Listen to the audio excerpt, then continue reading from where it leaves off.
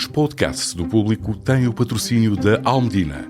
Visite as livrarias Almedina e abra as portas à cultura e ao conhecimento. Afinal, como dizia um famoso intelectual português, o que não sabemos hoje, saberemos amanhã. Visite-nos também em almedina.net. Le pacifisme et tout ce qu'il recouvre, il est à l'ouest. Et les euromissiles, ils sont à l'est. We shall fight in the hills. We shall never surrender. Não estamos mais isolados. A solidariedade europeia não nos faltará. Diplomatas, um podcast de análise da atualidade internacional com Teresa de Sousa e Carlos Gaspar. Muito bom dia a todos, aqui estamos para mais um episódio do Diplomatas, um podcast de política internacional do Público e do IPRI. Eu sou António Saraiva Lima, acompanham-me no estúdio da redação de Lisboa a jornalista Teresa de Sousa e o investigador Carlos Gaspar. Estamos a gravar ao início da tarde de quinta-feira, dia 27 de fevereiro, ou seja, poucos dias depois de se ter cumprido o terceiro aniversário do início da invasão da Ucrânia pelas Forças Armadas Russas, fruto do regresso de Donald Trump à presidência dos Estados Unidos e à decisão do político americano de abrir negociações diretas com o Kremlin para acabar rapidamente com o conflito, deixando cair uma série de linhas vermelhas. Foi num ambiente muito diferente dos últimos dois aniversários que Zelensky recebeu vários líderes ocidentais em Kiev. Vimos António Costa, von der Leyen, Justin Trudeau, Pedro Sánchez, entre outros. Keir Starmer e Erdogan também participaram por videoconferência. Nesse mesmo dia, Emmanuel Macron, presidente de França, encontrou-se com Trump na Casa Branca.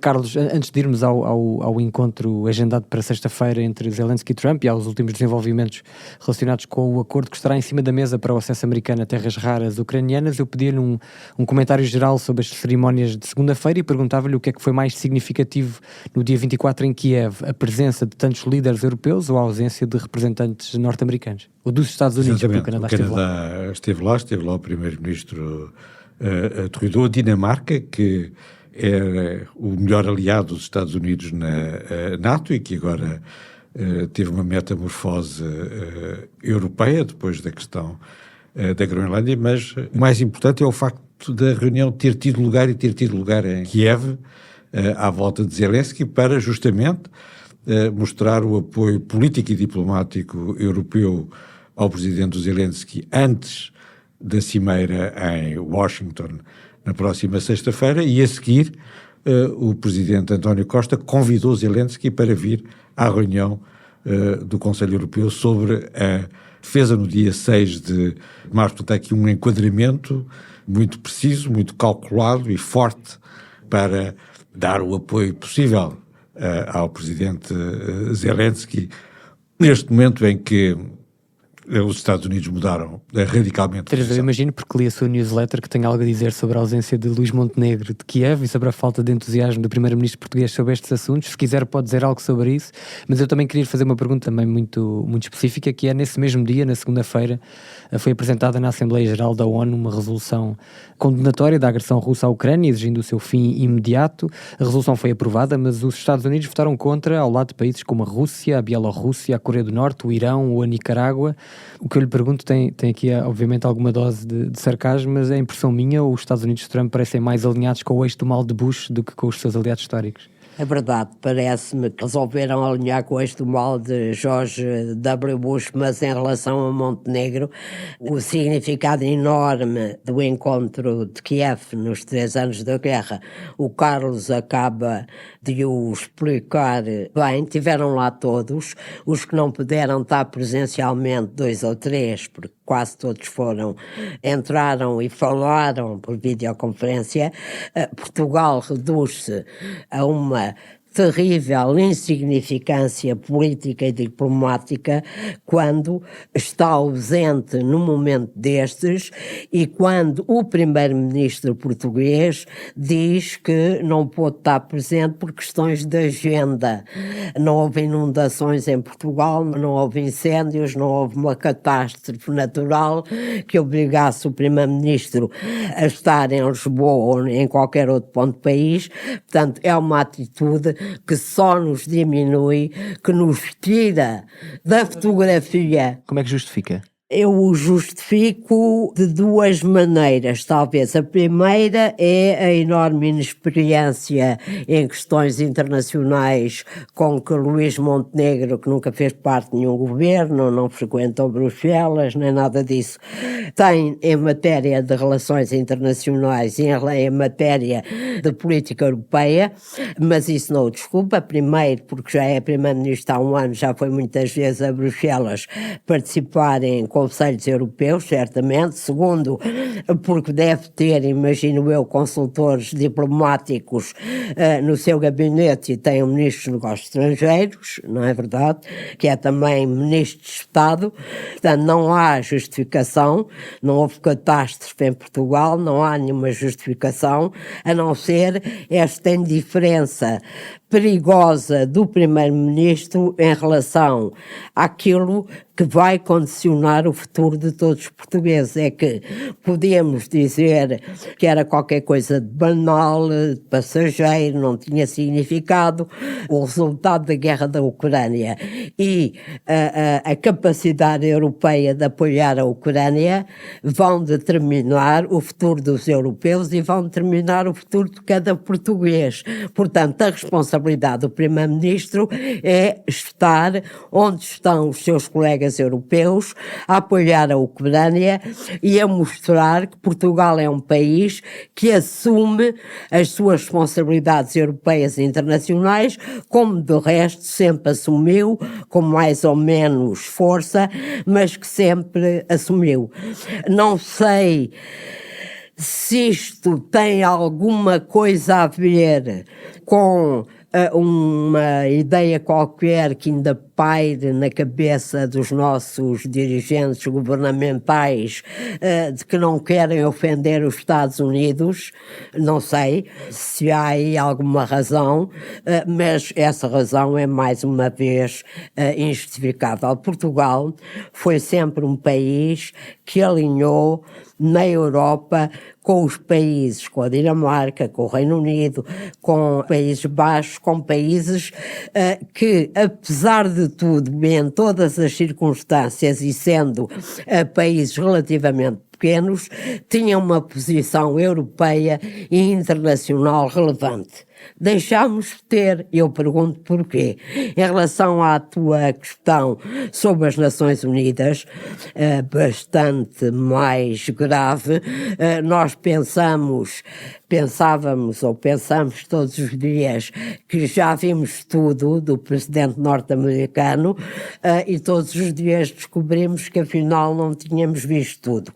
Como tu disseste, como é que é possível que os Estados Unidos da América, que construíram a ordem internacional nos últimos 80 anos, que sempre se opuseram às autocracias, sempre defenderam as democracias, consigam numa votação tão simples como e tão direta como a condenação da agressão russa à Ucrânia, consigam votar ao lado de todas as grandes autocracias que estavam presentes na sala. É uma coisa que, de facto, nos mostra que o mundo virou de pernas para o ar, que Trump passou a liderar uma política norte-americana revisionista e alinhada com as autocracias, que quer um mundo seguro para as autocracias, mesmo que os Estados Unidos ainda não sejam uma autocracia, naturalmente, ainda tenham um caminho muito longo a percorrer e difícil para alguma vez chegarem a ser isso, e quando vemos na Assembleia Geral os Estados Unidos votarem ao lado da Rússia e dos seus aliados principais ou regimes tão terríveis como o norte-coreano, de facto nós percebemos que não vale a pena estar a pensar que isto ainda se compõe. Isto já não se compõe.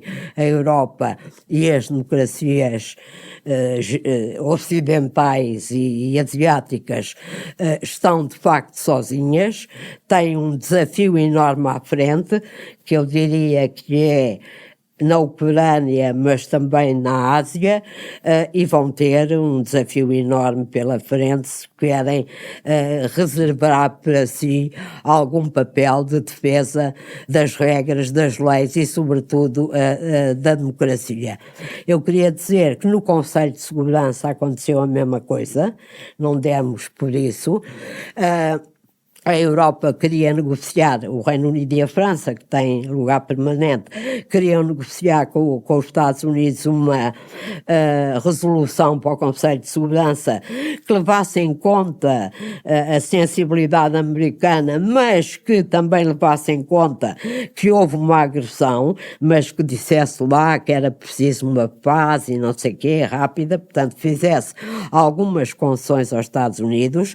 Os Estados Unidos não quiseram negociar e a resolução que diz que é preciso, que não fala na agressão e que diz que é preciso uma paz rápida na Ucrânia, na guerra da Ucrânia, foi aprovada pelos Estados Unidos, pela China, outro membro permanente, pela Rússia, outro membro permanente, e o Reino Unido e a França abstiveram-se. Portanto, o que aconteceu na Assembleia Geral aconteceu também no órgão máximo que decide, que se pronuncia sobre a paz e a guerra no mundo, que é o Conselho de Segurança da ONU.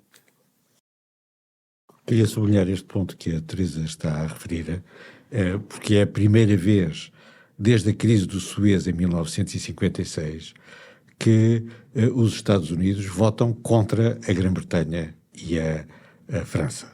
Em 1956, o voto dos Estados Unidos provocou a pior de todas as crises transatlânticas. Neste momento, a França e a Grã-Bretanha estão de tal maneira fragilizadas que não conseguiram sequer vetar a resolução que foi negociada entre os Estados Unidos, a China e a Rússia.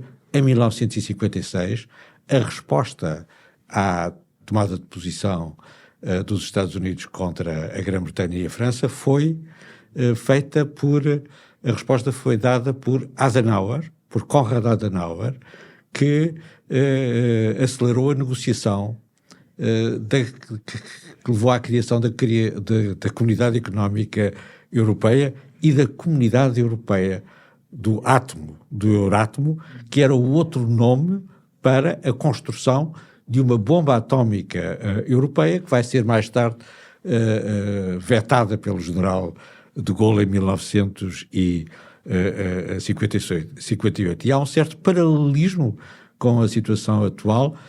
Mais uma vez, pode ser, em 2025, como há 70 anos, a Alemanha, com um novo chanceler democrata cristão, que dá a boa resposta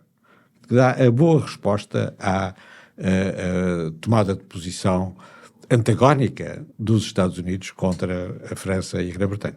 Já vamos falar sobre a Alemanha, até porque houve eleições no fim de semana. Mas, Carlos, eu queria primeiro perguntar-lhe em relação ao encontro entre Zelensky e Trump amanhã na Casa Branca, ou seja, hoje à tarde, para quem nos está a ouvir nesta sexta-feira, depois de Macron ter passado por lá e de Starmer ir lá hoje, quinta-feira, o presidente ucraniano deu a entender que o acordo em cima da mesa para a exploração americana de metais valiosos da Ucrânia não incluía garantias de segurança dos Estados Unidos, algo que, segundo Zelensky, seria ou será decisivo para que este acordo seja ou não fechado. Ouvindo o que Trump tem dito sobre a Ucrânia, sobre Zelensky, mas também sobre a Rússia e sobre Putin, não parece que esteja muito interessado em ceder no que quer que seja ao governo de Kiev. Eu acho que já lhe fiz esta pergunta num episódio anterior, mas o que é que Zelensky pode aceitar ou exigir para regressar à Ucrânia minimamente satisfeito ou confiante? Não sei se serão estas as palavras certas. Pois, eu também não sei se encontraríamos as palavras certas. É uma posição desesperada para o presidente Zelensky e para a Ucrânia, que vai ser confrontado com uma fórmula de partilha da Ucrânia, em que a Rússia fica com os territórios que ocupou pela força a partir de 2014 e depois da invasão de 2022.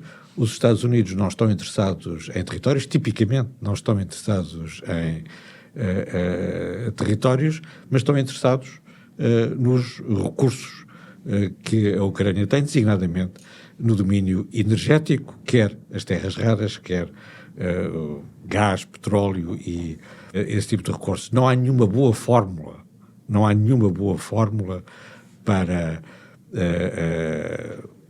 apresentar este acordo que vai ser Mas é assinado. ou não significativo que Zelensky viaje até aos Estados Unidos nesta altura? É uma exigência do próprio, porque a fórmula norte-americana era que o acordo fosse assinado entre o presidente da Ucrânia e um secretário do Tesouro, o que era, obviamente, politicamente e diplomaticamente inaceitável. Portanto, o presidente Zelensky aceita render-se perante o presidente dos Estados Unidos, mas não perante o secretário do Tesouro ou mesmo o vice-presidente dos Estados Unidos. E não tem garantias, porque a única garantia minimamente credível seria a entrada da Ucrânia na NATO, e está excluída à partida pelos Estados Unidos. Os Estados Unidos também declararam e reiteram que não haverá tropas norte-americanas na Ucrânia, portanto essa garantia também não existe, e se houver tropas de países da NATO, eles não estão numa missão NATO ao abrigo do artigo 5º, portanto também não existe essa garantia. Pois, queria perguntar isso à Teresa, também no seguimento do encontro entre Macron e Trump na Casa Branca na segunda-feira, para além de termos visto o presidente francês fazer fact-checking ao seu anfitrião em direto, foi reforçada a ideia de uma possível força europeia de manutenção de paz numa Ucrânia pós-guerra ou num cenário de cessar-fogo. A Trump disse que tinha falado com Putin e que este estaria ok, foram estas palavras de Trump, mas o ministro dos Negócios Estrangeiros russo, Sergei Lavrov, já veio dizer que essa proposta não foi feita e que a Rússia rejeitará. Faz sentido olharmos para esta possibilidade como uma solução minimamente viável? Ainda é cedo? O que é que países como a França, ou o Reino Unido ou a Alemanha têm mais para oferecer a um presidente americano que olha para o valor comercial da diplomacia e para um presidente russo obcecado por segurança? Ontem o presidente Zelensky disse claramente que o acordo dos minerais das terras raras era preliminar e que ainda não tinha obtido nenhuma garantia de segurança. Portanto, vai amanhã a Washington sem ter qualquer garantia. Portanto, esse acordo pode ainda não vir a ser assinado, e a questão é sempre a mesma: garantias de segurança.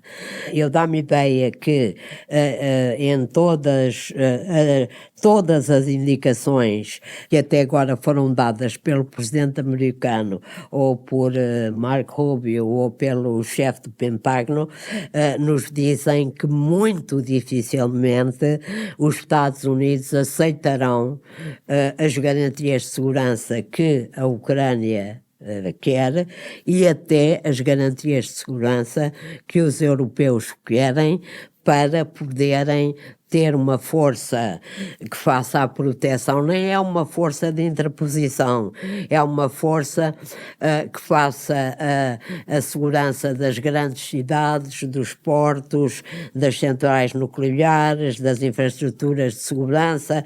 É mais esse tipo de força para, no caso de um acordo de paz, elas não serem alvo ou de um cessar-fogo antes de um acordo de paz, elas não serem alvo de ataques russos, porque seriam ataques russos a forças europeias, e é um passo que talvez Putin, nesta altura, não esteja ainda disponível para fazer.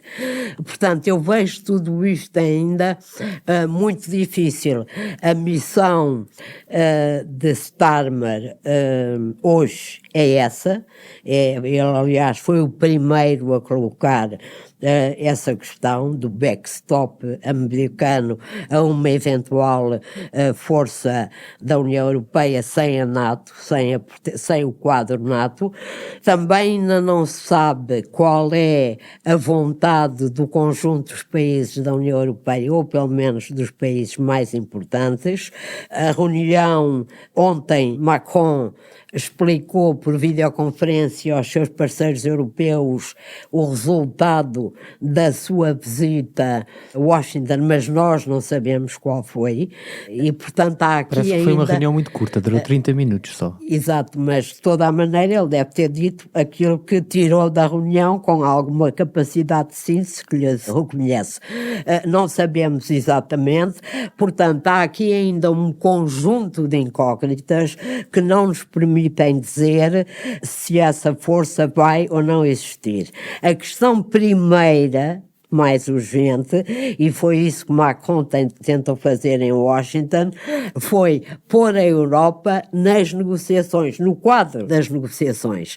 E por isso foi a Washington e falou em negociações, e falou em compensações, e falou o que é que a Europa deu, o que é que os Estados Unidos O Carlos deram. está a sorrir. É uma mise-en-scène. É uma mise-en-scène que pode não querer... E o presidente francês aceitou que houvesse tropas não europeias na Ucrânia. Numa missão militar na Ucrânia. Exatamente. O que é uma coisa extraordinária. Uma coisa extraordinária. Se a Ucrânia é um país europeu, o que é que estão tropas não europeias a fazer? Mas isso volto ao meu ponto. Ainda há uma grande incógnita e isso vai depender da evolução das negociações de paz. Não se espera uma Vamos coisa... ter as tropas chinesas não pode na ser. Ucrânia? Tropas chinesas na Ucrânia não pode ser.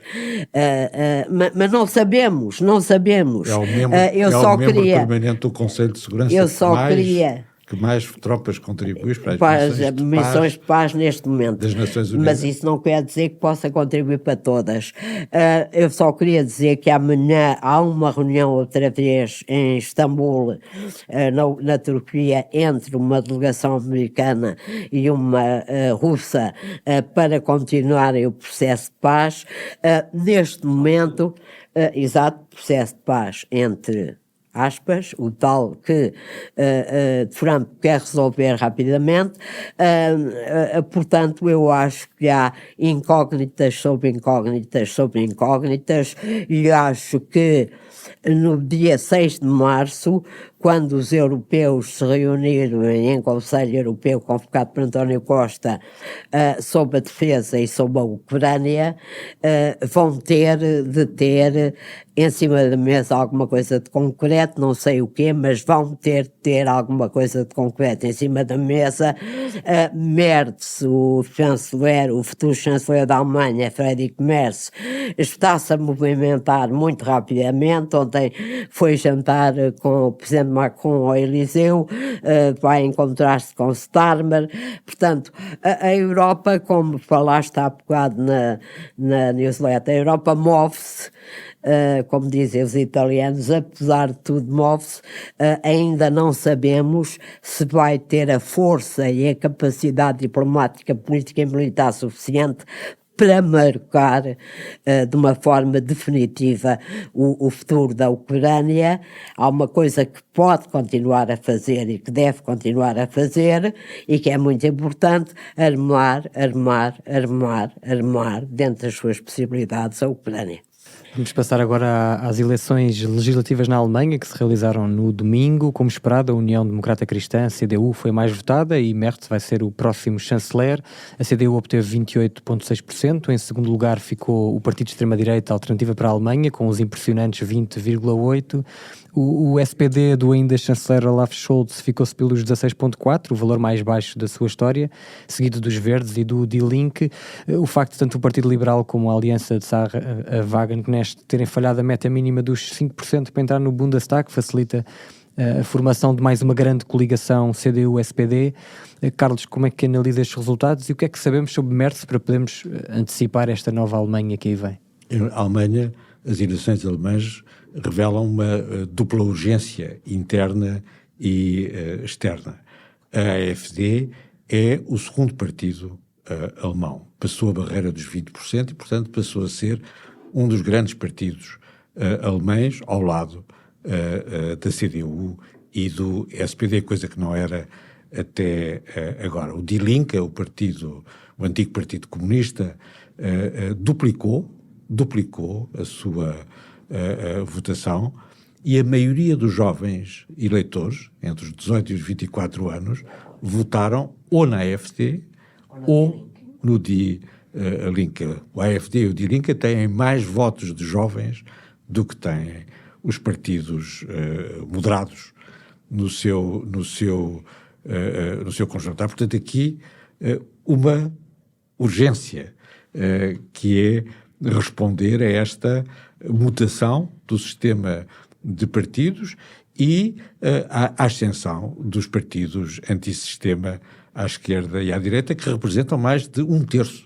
Não estão tão mal como a França, mas se nada acontecer, estão a caminho do síndrome de Weimar, em que a convergência tácita dos extremos paralisa e destrói a democracia pluralista. Contra isso, e também contra a ameaça externa, que é, por um lado, a Rússia, por outro lado, a ausência da aliança ocidental, existe também uma resposta urgente que tem a mesma fórmula que a resposta à mudança interna, numa aliança entre a CDU e o SPD. Devo dizer que nós defendemos essa posição aqui ao longo destes últimos meses. Era a nossa previsão de que haveria.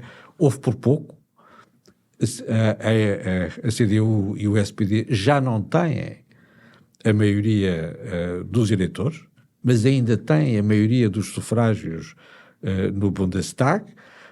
O facto de ser uma maioria curta não é necessariamente mau. Uma maioria curta pode ser mais disciplinada do que uma grande maioria. É uma maioria relativamente homogénea, e o futuro chanceler Merz quis sublinhar isso quando disse que estamos agora perante um novo Zeitenwende. O primeiro Zeitenwende, o de Scholz, foi a invasão russa da Ucrânia. O Zeitenwende de que Merz falava é a inversão das alianças dos Estados Unidos, o que levou o dirigente da CDU, um atlantista ortodoxo e um europeísta ortodoxo, a dizer que era indispensável que a Europa passasse a ser verdadeiramente independente dos Estados Unidos. E acrescentou: nunca pensei dizer isso na minha vida. Teresa, o que é que a Teresa achou das primeiras palavras de Merz depois das eleições, os primeiros discursos? E já agora perguntava-lhe também o que é que o SPD pode de facto exigir à CDU em termos de ministérios ou de objetivos políticos, estando tão fragilizado como está? Pode, respondendo a essa pergunta, vai exigir com certeza, mas pode exigir pouco. Há aí, porque está muito fragilizado, mas há aí um pequeno pormenor que talvez não venha a acontecer por causa dessa sensação de urgência de que falava o Carlos, que toda a gente sente na Alemanha neste momento, todos os partidos democráticos. Em 2021, na construção do semáforo, da coligação semáforo, o SPD teve de aprovar o programa da coligação em referendo. Ora, o SPD, a gente nunca sabe para que lado as suas várias fações estão inclinadas, e isso pode ser um problema. Talvez não seja por causa desta sensação de urgência. A tradição na grande coligação é que o SPD, o partido mais pequeno, tem um vice-chanceler, e depois ou tem o Ministro das Finanças ou dos Negócios Estrangeiros. Não sei qual vai ser, para que lado vai cair o futuro chanceler, mas o que eu queria dizer em relação à tua pergunta, quando logo foi anunciada a vitória, as primeiras declarações de Merz não foram sobre a economia, sobre a imigração, foram sobre a situação internacional e o fim da aliança com a qual a Alemanha viveu desde 1949, que eram um pilar da República Federal Alemã. A República Federal Alemã, a democracia alemã pós-guerra foi construída sobre 2 pilares. O primeiro pilar, a proteção americana, uma relação fortíssima com os Estados Unidos da América, ainda hoje tem 30 mil ou 40 mil tropas em território alemão e bases, e o segundo pilar foi uma fortíssima relação com a França no centro da integração europeia. Ora bem, o que Merkel reconheceu imediatamente foi que de repente a Alemanha perdeu um dos seus pilares fundamentais, caiu, derrubou, e ele, ao contrário da maior parte dos líderes europeus, que ainda procuram modelar o seu discurso em relação à relação transatlântica, dizendo durou 80 anos e pode ser recuperada, ainda tentam, como se diz em português popular, dourar a pílula. Merz foi absolutamente taxativo em relação à quebra fundamental desta aliança. Disse claramente no primeiro dia que a Alemanha e a Europa não podiam contar, ou muito dificilmente poderiam contar a partir de agora, com um presidente americano que estivesse disposto a respeitar o artigo 5º da aliança, que é aquele que garante a defesa coletiva, e isto diz tudo, e que a partir de agora, como ele disse, passo a passo, step by step, temos de construir uma defesa autónoma da Europa. Os 200 mil milhões que quer investir na defesa dizem que está a falar a sério. Ele falou na possibilidade de uma organização de defesa europeia. Eu lembrei-me na altura em que ele disse isso, se ele não está a pensar, eu e alguns analistas alemães, não foi só da minha cabeça que saiu tal ideia, que pode estar a pensar na reconstrução da Comunidade Europeia de Defesa de 52, que depois foi chumbada pelo Parlamento francês, quando se pensava que a Comunidade Europeia começaria pela defesa e não pela economia. Foi quando a defesa foi chumbada pela França que depois se voltou para a integração económica. Se ele não está a pensar numa ideia dessa natureza, que será com certeza uma cooperação estruturada europeia, porque nem todos os países vão seguir. Talvez mais o EO que tinha a Grã-Bretanha. Exatamente. E dá-me ideia que, tal como Macron, ele percebe a urgência do momento europeu, é um europeísta, sem qualquer dúvida, e tem, tal como Macron, a percepção muito clara que a defesa europeia e até o futuro da Europa vão depender muito da capacidade de reconstruir aquele tripé em que assentou, mesmo que na altura não se quisesse reconhecer isso, aqueles europeístas mais ideológicos e mais fanáticos dos anos 90, do princípio dos anos deste século. Aquele tripé fundamental assente na Grã-Bretanha, na França e na Alemanha, como as potências com capacidade, a todos os níveis, de tirar a Europa no aperto em que ela se encontra neste momento. Meus caros, chegamos ao fim do nosso tempo. Muito obrigado aos dois pelos vossos comentários. Obrigado também sempre a quem nos ouve desse lado. Subscrevam e recomendem o podcast Diplomatas e também outros podcasts do Público. Podem encontrar em publico.pt/podcast e nas principais plataformas de podcast. Nós regressamos para a semana com mais um episódio. Até lá! O podcast Diplomatas é uma parceria Público-IPRI, Instituto Português de Relações Internacionais.